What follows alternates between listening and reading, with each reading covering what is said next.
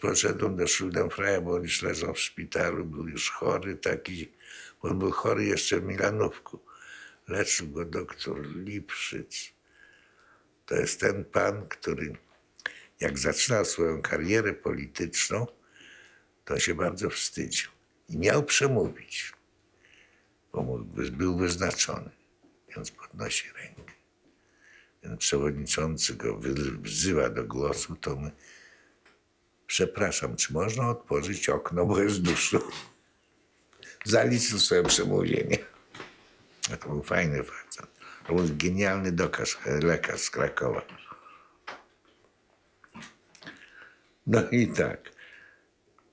Ale dlaczego Lipszycu, to ja nie wiem, ale tak było. Leżenie w łóżku. Nie, Schuldenfreya rozpoznał Landsberg. Rozpoznał go w Milanówku chyba. Miał raka płuca i już w Lublinie już był bardzo chory.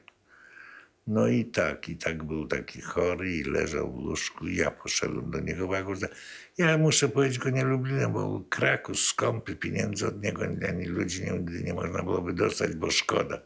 Prowadził zeszyt z tymi pieniędzmi, ale to nie ma nic do rzeczy. Ale mówisz o Fajnerze. Tak.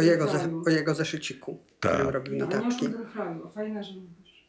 O zeszycie z Fajnera. Fajnera, tak.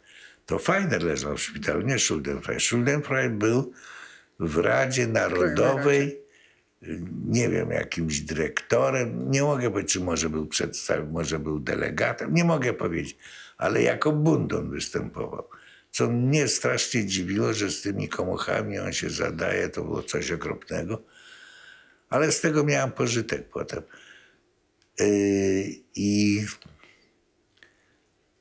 jak poszedłem do Fajnera, do szpitala, to już był umierający faktycznie. No i miał ten zeszycik z tą kasą bundowską, co nigdy nie chciał z niej dać pieniędzy.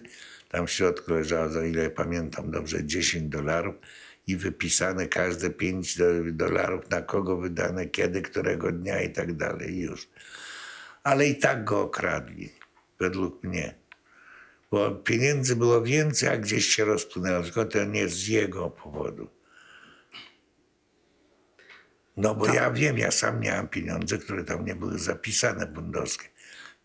U mnie komuniści wyłudzili 5 000, przez Antka 5 000, nie pamiętam, wydaje mi się, że $5 000, bo zdychali w tym grodzisku z głodu. Komuniści, nie syjoniści. Komuniści. Anka Kowalska i Kowalski, oni byli zagłodzeni na śmierć, bo Stalin im pieniędzy nie dawał, kazał go się zabijać. Nie dawał im pieniędzy.